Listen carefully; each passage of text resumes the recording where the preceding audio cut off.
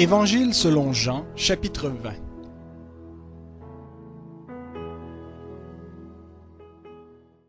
Le premier jour de la semaine, Marie-Madeleine se rendit au tombeau dès le matin, comme il faisait encore obscur, et elle vit que la pierre était enlevée du tombeau. Elle courut trouver Simon-Pierre et l'autre disciple que Jésus aimait, et leur dit : « On a enlevé du tombeau le Seigneur, et nous ne savons pas où on l'a mis. » Pierre et l'autre disciple sortirent pour aller au tombeau.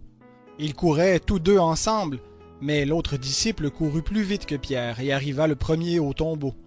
Il se baissa, vit les bandelettes qui étaient là, pourtant il n'entra pas. Simon-Pierre, qui le suivait, arriva. Il entra dans le tombeau, aperçut les bandelettes qui étaient là, et le linge qu'on avait mis sur la tête de Jésus, non pas avec les bandelettes, mais roulé à une place à part.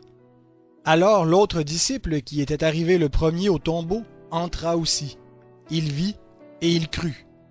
Car il n'avait pas encore compris l'écriture selon laquelle Jésus devait ressusciter d'entre les morts. Et les disciples s'en retournèrent chez eux. Cependant, Marie se tenait dehors près du tombeau et pleurait. Comme elle pleurait, elle se baissa pour regarder dans le tombeau et vit deux anges vêtus de blanc, assis à la place où avait été couché le corps de Jésus, l'un à la tête, l'autre aux pieds. Ils lui dirent : « Femme, pourquoi pleures-tu » Elle leur répondit : « Parce qu'on a enlevé mon Seigneur, et je ne sais où on l'a mis. » En disant cela, elle se retourna et vit Jésus debout, mais elle ne savait pas que c'était Jésus. Jésus lui dit : « Femme, pourquoi pleures-tu ? Qui cherches-tu » Pensant que c'était le jardinier, elle lui dit : « Seigneur, si c'est toi qui l'as emporté, dis-moi où tu l'as mis, et je le prendrai. » Jésus lui dit : « Marie. » Elle se retourna et lui dit en hébreu : « Rabouni », c'est-à-dire « Maître ». Jésus lui dit : « Ne me touche pas, car je ne suis pas encore monté vers mon Père, mais va vers mes frères et dis-leur que je monte vers mon Père et votre Père, vers mon Dieu et votre Dieu. » Marie-Madeleine vint annoncer aux disciples qu'elle avait vu le Seigneur et qu'il lui avait dit ces choses. Le soir de ce jour, qui était le premier de la semaine, les portes du lieu où se trouvaient les disciples étaient fermées, par la crainte qu'ils avaient des Juifs. Jésus vint, et debout au milieu d'eux, il leur dit : « Que la paix soit avec vous. » Quand il eut dit cela, il leur montra ses mains et son côté.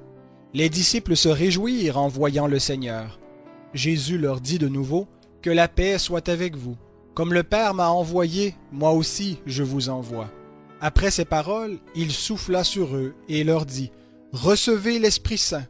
Ceux à qui vous pardonnerez les péchés, ils leur seront pardonnés, et ceux à qui vous les retiendrez, ils leur seront retenus. » Thomas, appelé Didyme, l'un des 12, n'était pas avec eux lorsque Jésus vint.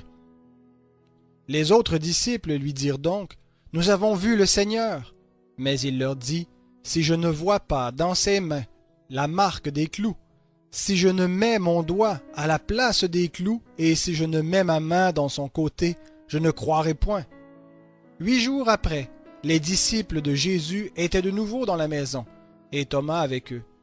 Jésus vint, les portes étant fermées, et debout au milieu d'eux, il leur dit : « Que la paix soit avec vous. » Puis il dit à Thomas : « Avance ici ton doigt, regarde mes mains.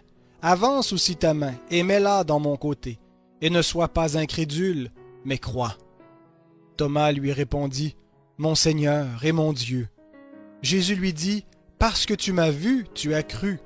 Heureux ceux qui n'ont pas vu et qui ont cru. » Jésus a fait encore en présence de ses disciples beaucoup d'autres miracles qui ne sont pas écrits dans ce livre. Mais ceci est écrit, afin que vous croyiez que Jésus est le Christ, le Fils de Dieu, et qu'en croyant, vous ayez la vie en son nom.